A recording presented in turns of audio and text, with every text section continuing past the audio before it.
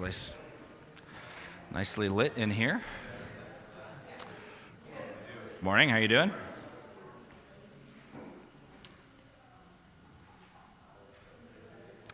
This is a lot better with my contacts.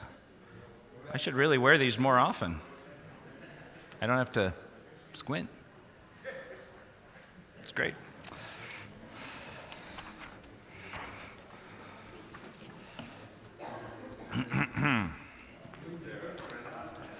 There is in the back. Hopefully we have enough copies. If not, it's just one page. Try not to overdo it here.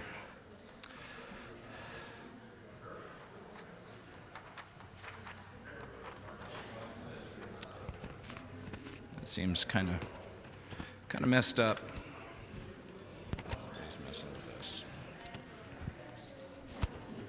That'll have to work.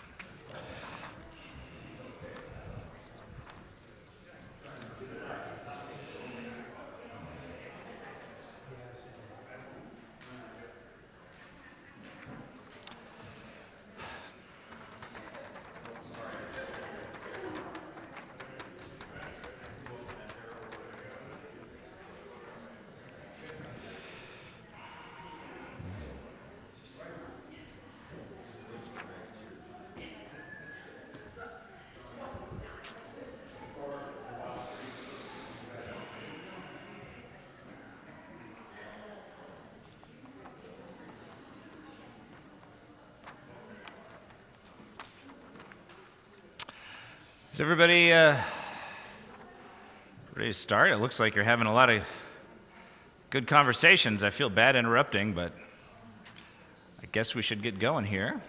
Any updates that are worth sharing with everyone? Anything going on? Oh, the tubing was a lot of fun.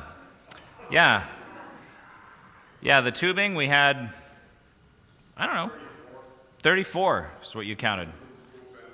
Yeah, so we took up nearly an entire block of their tubing. I think if we did it again, if we just advertised it earlier, a few people signed up and it was full, but there were only 6 people there not part of our group. So that was maybe awkward for them, I'm not sure. We weren't rude, but they probably noticed we all knew each other. It is? Tubing is a Lutheran thing. Do you know other Lutheran congregations who like to tube, or they all do it? Really? I can't tell if you're just being funny or... He's got a lot of experience. Do they do it down in Alabama? Yeah. Oh, yes, I see. Yeah, I get it. Well, it was a good time. I would do it again. In fact, I talked to several parents there. Maybe next year we could have tubing or learn to ski, because the bunny hill is right on the other side, and it uses the same moving sidewalk to get you up, and then you go back down the same distance just on the opposite side of it. So, yeah, it was good. Yeah, I've never been there. So I think for a lot of people I talked to, this was on their bucket list. They'd always wanted to go up there. They never had a reason to, so the gondola was cool. That was my favorite part. I could have just ridden that back and forth the whole time. Yeah. Yeah. All right, well, any other things just of general interest before we get into Bible study? All right, so this Bible study is really getting into a lot of detailed history because of what's talked about in Ezekiel 17 and 19. This is a good place as any to cover this. It's kind of a lot of detail, but it's worth knowing. Whenever you read the books of Daniel, Jeremiah, or Ezekiel, or 2 Kings, or 2 Chronicles, it's really helpful to know this because it gets really confusing, because you've got Jehoahaz, Jehoiakim, Josiah, Jehoiachin, and you're trying to keep them all straight and figure out what's going on. But so we're first just going to go over this handout that is the history of Judah's final kings, and then we'll look at these 2 chapters where Ezekiel refers to this stuff in a very detailed way. So today is a very detailed, historical and oriented Bible study, much more so than normal. But I think it'll be useful. And I'd encourage you to keep this handout. If you're someone who reads through the Bible on your own, and consult it whenever you're reading Jeremiah, Ezekiel, Daniel, or the histories of Israel, because it'll really help you keep things straight. Let's have a brief prayer blessing before we start. Lord, as we study your word this morning and look at the ending decades of the kingdom of Judah, help us to be humbled, help us to be aware of our own sin and the wrath that disobedience to you does deserve, and help us to be fearful. Help us get any other encouragement that we might need from this section. In Jesus' name, amen. So the last good king, his name was Josiah. That's where we start on this handout. And you see he ruled for about 30 years. And he was the father of three people who were mentioned here: Jehoahaz, Jehoiakim, and Zedekiah. So his three sons are all going to end up being king, not always very long, but at least briefly. And also his grandson is going to be king, and he's going to be the one who Jesus comes through. All right, so he was a good king, but he made what seems to have been a bad decision. He decided to go fight Pharaoh Necho at Megiddo in 609 BC. And he died in the battle. So it doesn't really say that some prophet came to him and told him not to do this, but it does seem weird that he made this decision, and the fact that he got killed suggests God wasn't in favor of it. But it's a little bit ambiguous there. So his death marks the decisive turning point towards Judah's political collapse and frames Ezekiel's later indictments of covenant failure, one of which we looked at last week. So that was Josiah, the last good king. All the other kings here are going to be bad kings, unfortunately. It is interesting how often in these books, I guess Kings and Chronicles, you have a good king followed by a terrible king, followed by a good king, followed by a bad king. You almost never get two good kings in a row. You'll get several bad kings in a row, but usually the good is followed by the bad. Any thoughts on that, why that might be? And why they seem to alternate? Like, you'd think some of these kings, if they're such good kings, they'd also be good fathers and they'd raise their kids in the faith, but that rarely happens. Any thoughts on why that might be? Usually when there was a good king, the nation was usually prosperous and happy. Yeah. So at least in Europe, the son of a good king was usually a terrible king. In European history as well, huh? Well, yeah. Okay, that makes sense. Yeah, But they generally were greedy and spoiled. yeah, that does make sense. Yep.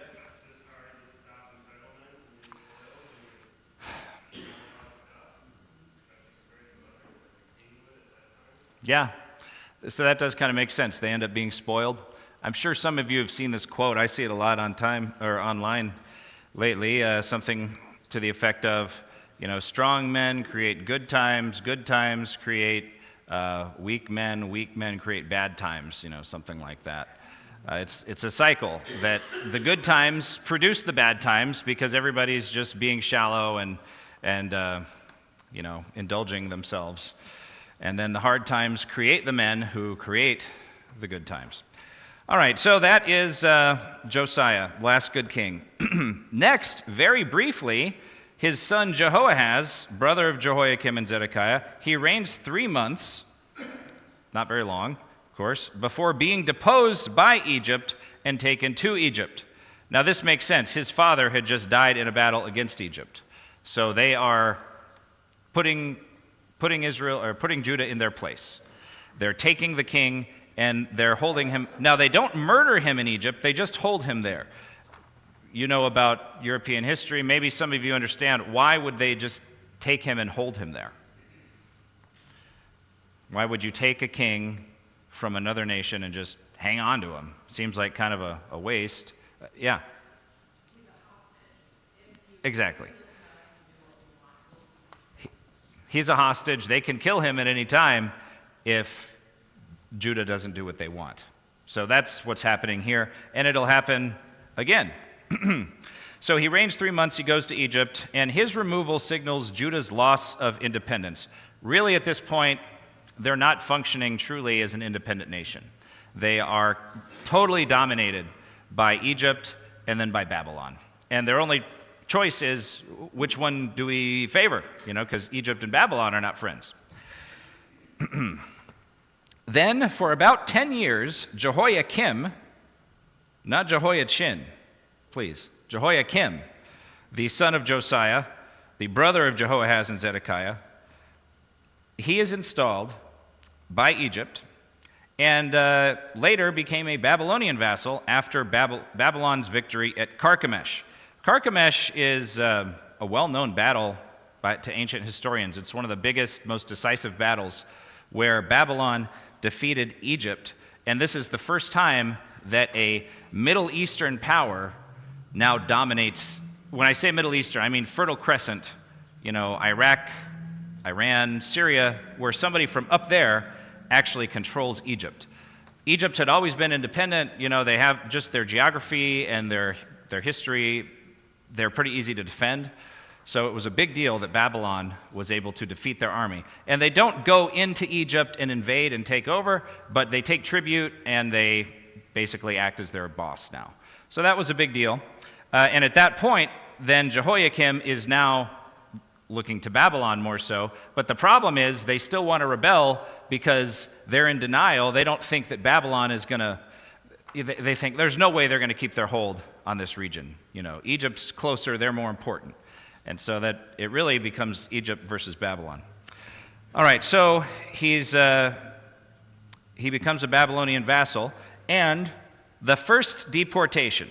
So remember, there were 3 deportations from Judah, 3 times where Babylon came, took hostages, and brought them back to Babylon. And the first one was tiny, the second one was a little bit bigger, and the third one was almost everybody who wasn't killed. So the first deportation happened here during Jehoiakim's reign, kind of right in the middle of it. Babylon removed a small group of elites, likely including Daniel. Jehoiakim later rebelled and died as Babylon advanced on Jerusalem. So Jehoiakim was not a good vassal to Babylon, and so now they're coming to teach a lesson, and he dies right before they get there and they take over. So even though he had this bad reign of 10 years, he doesn't have to face the music for it because he dies right before. And so his son has to answer for all the stuff he did.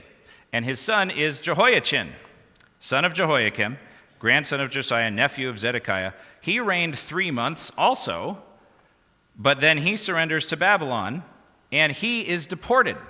This is the second deportation. That's 597, so what would that be? 8 years later. Jehoiachin, the royal family, officials, warriors, and craftsmen were exiled. Ezekiel was deported in this group. And though he was dethroned, Jehoiachin remained the legitimate Davidic heir, a crucial assumption behind Ezekiel's parables, which we're going to look at later. So Jesus comes through Jehoiachin,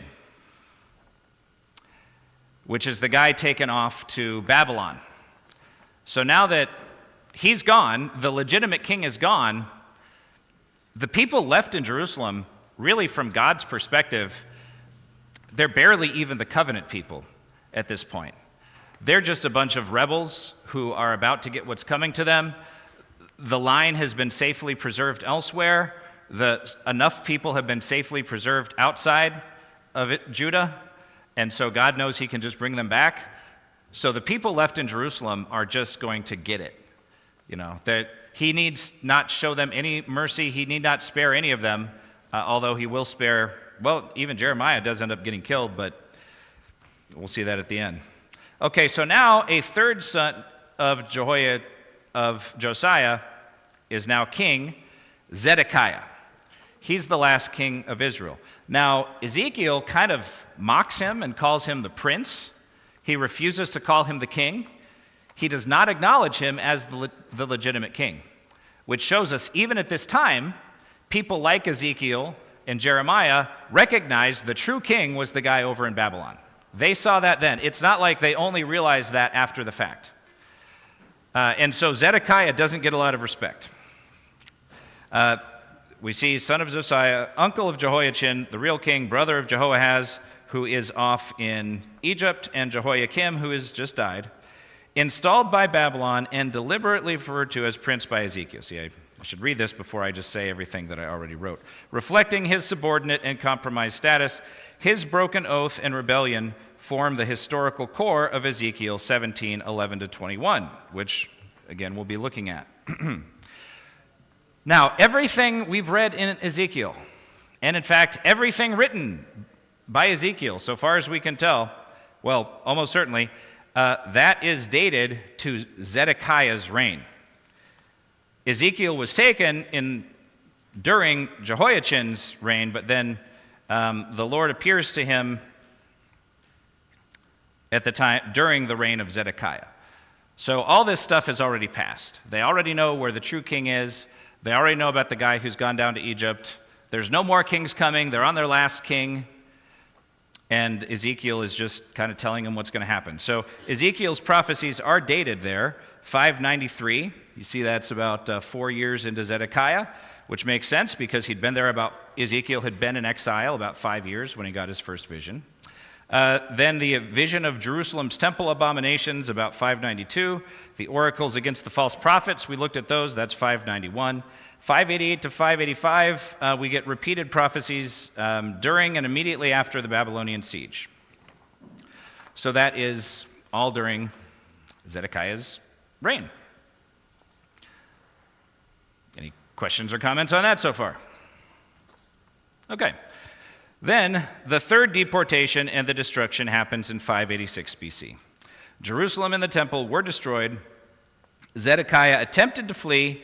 He was captured, blinded, taken to Babylon, where he eventually died, which fulfilled Ezekiel 12, 12 to 13, that said he would be captured at the borders of Israel. And he watched his children be murdered in front of him, and then they blinded him. And then they let him live, so that would be his last memory. So that's how they rolled back then. They did not mess around. The Babylonians, pretty dark, you know. So then the flight to Egypt. This is not really talked about in Ezekiel, but it is talked about in Jeremiah, and it kind of, I don't know, it's worth knowing. It's part of the story. So led by Johanan, son of Kareah, the remaining Judeans killed the governor, the Babylonian governor, even though the Babylonians had said, look, the damage is done. From now on, we'll be nice to you. Just, pay your taxes and everything will be fine. But they didn't believe them, so they killed the governor and they fled to Egypt. So again, really underlying all of this politically, there was this whole, do we trust Egypt or do we trust Babylon? These are the two superpowers fighting over us, and they always relied on the wrong one. And so they're always trusting Egypt when God told them they should trust Babylon. It's hard for us to relate to that. Maybe if we were Canadian, we could better relate to having, two superpowers kind of fighting over us. Or if we were Greenland, something like that. But being in America, we are a superpower, so we're fighting over the smaller territories. But I think when you're in what's a tiny country that's between two big countries? Belgium? Yeah. Mongolia. Think they're between Russia and China. Think how that must be. So it's kind of like that. That was their political reality, more so than what we're used to. So anyway, they go to Egypt, and even though against prophetic warning, forcibly taking Jeremiah with them, and this act forms the tragic reversal of the Exodus and stands behind Ezekiel's condemnation of false refuge and covenant betrayal, which we have not got to yet. And just think of the irony that God brought them out of Egypt so long ago. That's how they started, and now they're fleeing back to Egypt. which they said they wanted to do from the beginning. Like, even they're like, oh, we should have stayed in Egypt where we had the what was it, cucumbers, watermelons, leeks. That's right, leeks and cucumbers and pots of meat. So that's what they end up doing. And so not a whole lot of them survived. Modern day Jews who say their genetics go back to ancient Israel, the 10 tribes, totally gone, no trace of them. I was actually looking this up last night. There are only 2 references to people from tribes outside of Judah and Levi in the whole Second Temple period, meaning the New Testament time period. And they're both in the New Testament. You've got Anna, the prophetess. Anybody remember what tribe she was from? She's from Asher, of all tribes. And Saul, you want to remember Saul, who became Paul? He's of the tribe of Benjamin. And that is incredibly rare. In all the Jewish writings, basically from 500 BC going forward, there's no other references to people from other tribes other than Judah and Levi. So those tribes are all gone. And most of Judah is slaughtered or goes to Egypt and is slaughtered. So the remnant is a very small group of people. Anyway, the books, now this is talking about Ezekiel, back to Ezekiel. So the flight to Egypt, I guess it's just good that we know that happened during Ezekiel's life. He was aware of it, even though he didn't write about it. The book's final major revision is dated 573 BC, 25 years after the exile, long after the kingship had vanished, redirecting hope from a failed throne to God's future dwelling among his people and ultimately fulfilled in Jesus Christ. So that is the end and all the details. To us, it might, it's just a lot of detail, but it was very critical to the people at the time. And these 2 chapters we're going to look at now, they assume this, but they don't explain it. So it makes it really hard to follow what they're talking about if you don't already know this. Because, of course, his original audience was intimately familiar. They had lived through this for the most part. Any comments or questions on this history before we look at these 2 chapters? Yes? Whenever we read this, I always think it would be easier to read if we had a map and a chart. Could you make up a chart for us? A chart? Well, this is kind of a chart. I mean, it's getting close. What would the chart have? Who's the king from when to when? Where are they in exile? It's pretty much like this, but in chart form so that I can just glance at it and see. Yeah, I could try to do that. Yeah. I made myself something like that in graduate school, actually. I did not really have this down, even when I finished seminary. I had like a vague sense. It was really when I went to graduate school that I said, okay, I need to know each of these guys. I can't be thinking, was that Jehoiakim or Jehoiachin? So it is hard to keep track of. Your Bible might already have, it should have a chart of the kings of Israel. But yeah, the confusing part here is that one of them gets exiled off to Egypt and one of them gets exiled off to Babylon, and then, well, which one's the real king and who is the son of who? That's where it gets confusing. But anyway, at least keep this, and if I find a good chart, or could think of a way to put this, but at least it's all on one page. I mean, it's a very handy little thing. Yes? It did. Yeah, 609, 99, 89. Yeah. So yeah, I'm 43 now. Imagine if this had all happened, like right now was the destruction of Jerusalem, and King Josiah had died when I was 13, as a way to put it in somebody's life. So if you were 13 when King Josiah died, you would be 43 when the temple was destroyed. So you lived through all these things fairly quickly. Yeah. And so you would remember growing up, it seemed like everybody was faithful, but there was a lot of idolatry under the table that had survived from Manasseh's reign previous to that, and it just came back up and was never stamped out. Any other comments or questions just on this history in general? You see a few references there. If you want to read the primary sources, it's found in the book of 2 Kings and then also 2 Chronicles. Okay, well, now we can look at Ezekiel 19, which to me might be the hardest parable in the Bible to follow, because it always feels weird to me. There's not.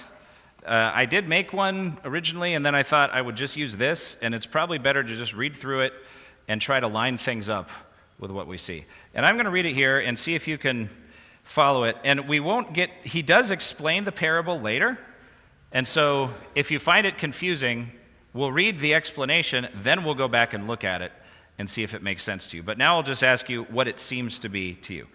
All right, so the word of the Lord came to me, Son of man, set forth an allegory and tell the house of Israel a parable. Say to them, 17, sorry. 19 is the next one, if we get to that. This is what the sovereign Lord says in verse 3 there. A great eagle with powerful wings, long feathers, and full plumage of varied colors came to Lebanon. Taking hold of the top of a cedar, he broke off its topmost shoot and carried it away to a land of merchants, where he planted it in a city of traders. All right.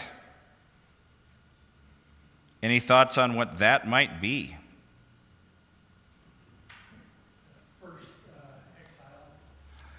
It's somebody going to a city of traders. Yeah. Here's some of the weird parts about it. The detail about Lebanon, it's not actually talking about Lebanon. The only reason it's mentioning Lebanon is because that's where they have really nice trees. So the reference to Lebanon throws you off. He's not saying anybody was in Lebanon. The point is just that it's a cedar and that it's got a part clipped off and taken somewhere else. Well, that is actually going to be Jehoiachin. That's referring to the king who was the true king, and he's the topmost part. He's like the real growth, the real furtherance of the family line, and he's been taken off to another city. Yeah. Didn't they import the cedar of Lebanon and build the temple, and that might part of that whole They did. reference to that? We're saying that someone's coming to. It could be, but the cedars of Lebanon were just a very common trope, because they're just the best wood around. And, back then, if back then were today, everybody would be at Lowe's all the time, because they built their own houses. They didn't hire people to come do that. So everybody was familiar with construction materials and stuff like that. All right, but that's the first part through verse 4. Okay, now the next part. He took some of the seed of your land and put it. Oh wait, no, sorry. I was going to get this new NIV. It doesn't matter. My translation might have slight differences than what you have. Some of the seed of the land and put it in fertile soil. He planted it like a willow by abundant water, and it sprouted and became a low spreading vine. Its branches turned toward him, but its roots remained under it. So it became a vine and produced branches and put out leafy boughs. Boughs? Okay. In Tennessee, we said boughs. Yeah. I don't know. I just made that up. Okay, so what do you think? What is this a reference to?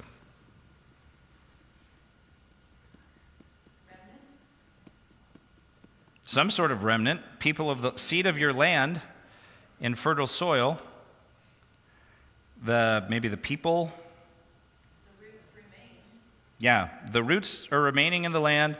The vine is spreading, and it's turning towards him, but the roots are still there. So maybe it's just like the people are doing okay. The people aren't growing into a tall cedar, but they're doing okay now that Jehoiachin's gone. The people are in a decent situation. But, in verse 7, but there was another great eagle with powerful wings and full plumage. The vine now sent out its roots towards him, from the plot where it was planted and stretched out its branches to him for water. It had been planted in good soil by abundant water, so that it would produce branches, bear fruit, and become a splendid vine. So who is the eagle then, and who is this vine? What do you think? Makes sense, yeah.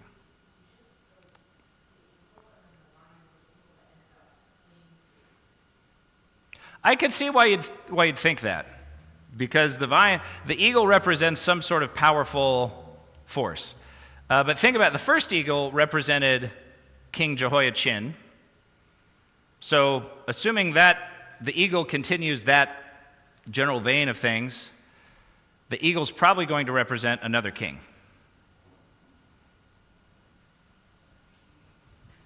So, another ruler.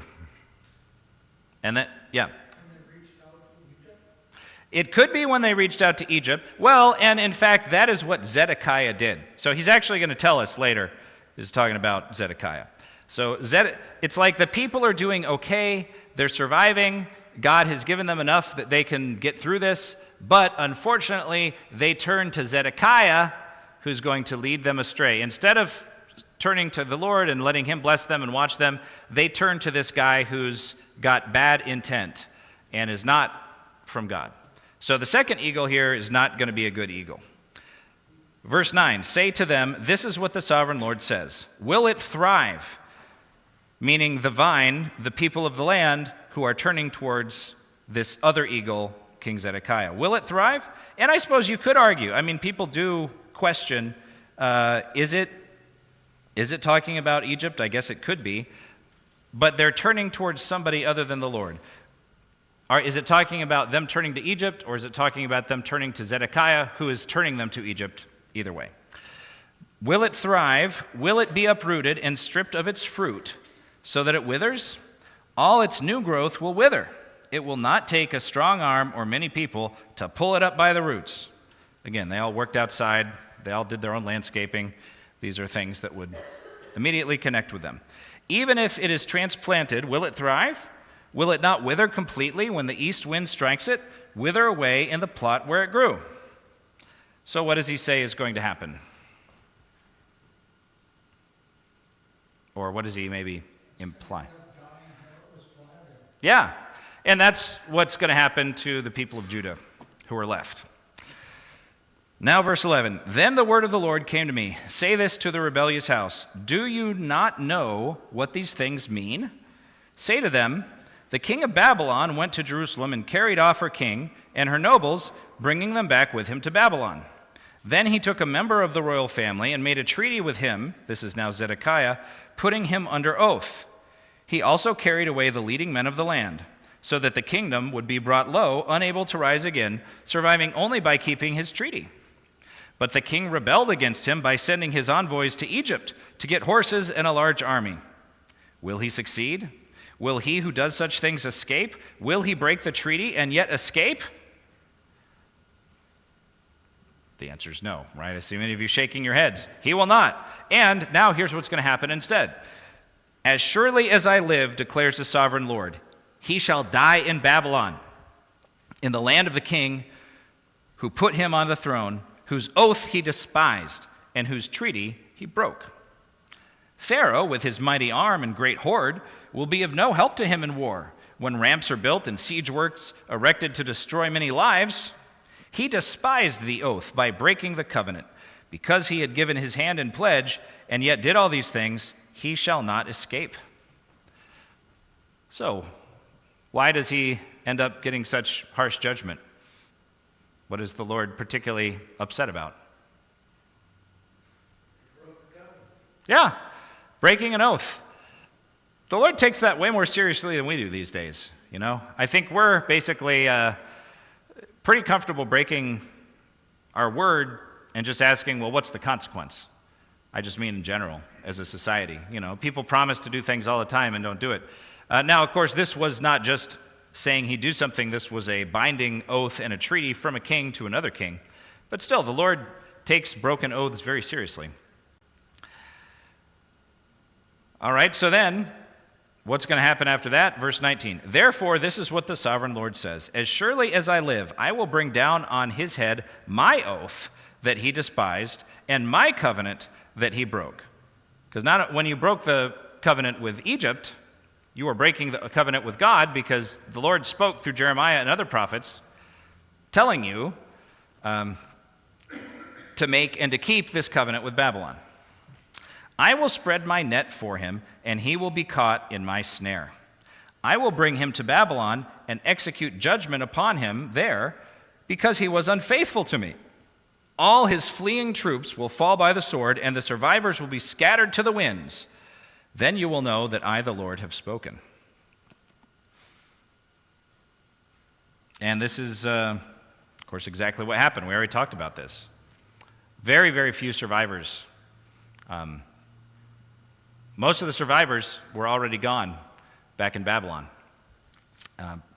But some of them went from, did survive even after this 586. Okay, then the end is interesting, though. This is what, 22, this is what the sovereign Lord says. I myself will take a shoot from the very top of a cedar and plant it. I will break off a tender sprig from its topmost shoots and plant it on a high and lofty mountain. On the mountain heights of Israel I will plant it. It will produce branches and bear fruit and become a splendid cedar. Birds of every kind will nest in it. They will find shelter in the shade of its branches. All the trees of the field will know that I, the Lord, bring down the tall tree and make the low tree grow tall. I dry up the green tree and make the dry tree flourish. I, the Lord, have spoken. I will do it. Now that's a cool ending. I feel like it's worth the whole chapter. The chapter's good, but this really is an unexpected highlight at the end. Did you notice anything? Did it maybe remind you of other parts of the Bible? Some of the stuff that he says there in that last paragraph? He was talking to you? I'm going to be finding shelter in that cedar. True, yeah. So the cedar who grows, what he's saying is the messianic line, the house of David, will continue and it will grow again, and it'll be bigger than it ever was. It'll be a giant cedar tree like it, should be. So he is promising the Messiah is going to continue. So that's one New Testament connection. And what did it say? Every kind of birds of every kind will nest in it and find shelter. So all sorts of birds. It's an interesting metaphor. Where have you heard that metaphor before? Anybody remember something Jesus says that's kind of similar to, what'd you say? Yeah, the mustard seed. So it's not exactly the same, but so much of what Jesus said we don't realize is similar to the Old Testament, and just drawing on it and developing it. He says the mustard seed starts out as the smallest seed, and then it becomes this big thing. And what's interesting, the mustard seed does not turn into a cedar, but it still does grow, and the point is it starts very small, it gets very big. He probably mentioned mustard seeds because that's what was around when he was talking, and there were not cedars at the time. But this idea that it grows into a big plant and all the birds find shelter, that's what he says in talking about the mustard seed. So, hello, we're just finishing up Bible study here. So, he's using the same imagery. Yes.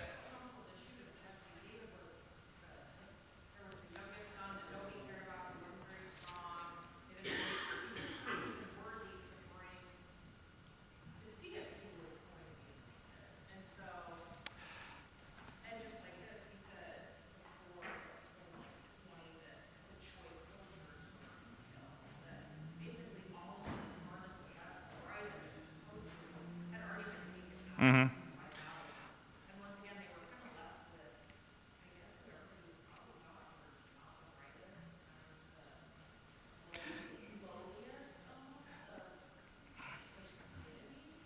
Yeah, I think the key part is where he's taking it from. So the original cedar tree represents the line of David, and we think of a family tree, we often think kind of going down, but this imagines it going up. And actually, interesting, that's the same, when they talk about the future, they use the preposition after, and when they talk about the past, they use the preposition in front of. So like we imagine ourselves walking into the future like this, and they imagine themselves going into the future like this, which makes more sense, because we've seen the past, We haven't seen the future. So actually, their way of looking at it is much more logical. So it kind of reverses it. But anyway, the top of the tree is the further, the current end of the line. So he's saying, I'm going to take a tip from the very top of the line of the cedar tree and plant it, and it's going to become a whole new tree.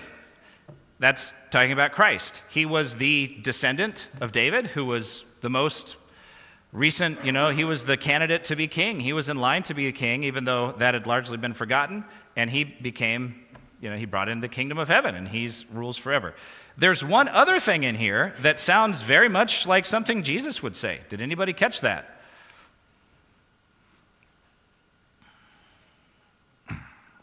Or something Jesus said many times.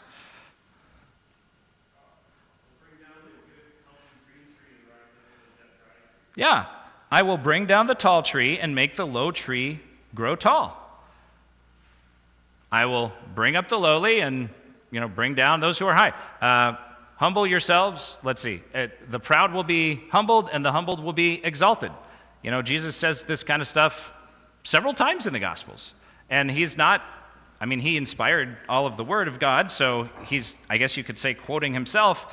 But this principle is not a new principle that had never been taught before in the Bible. It's something Jesus has, right here, Ezekiel has taught it too.